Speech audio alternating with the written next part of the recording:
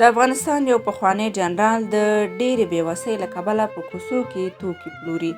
نن مو درته جالب راپور راوړی. هیله ده تر پایه راسره پاتې شي او سهار میډیا چینل سبسکرایب کول درنه هیر نشي.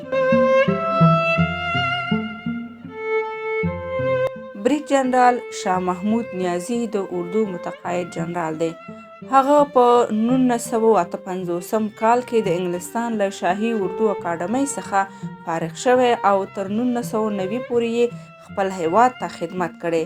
هغه په 1992 نه تر 1996 کال په کابل کې د کورنۍ جګړې پر مهال 2 زامن له لاسه ورکړل او دریم زوی یې تیر کال په ځان وژونکي برید کې شهید شو. اوس مهال هغه د خپلې میرمنې او خپلې نګور سره یوازې ژوند کوي، مګر په ویاړ سره، ځکه چې هغه د هیواد لپاره په ایماندارۍ سره کار کړی او غواړي په ویاړ سره مړ شي. هغه په دې 88 کلنۍ کې هم خیرات نه اخلي. هغه د یو سړي په څیر سخت کار کوي ترڅو د خپلې 4 نفري کوچنۍ کورنۍ سره مرسته وکړي.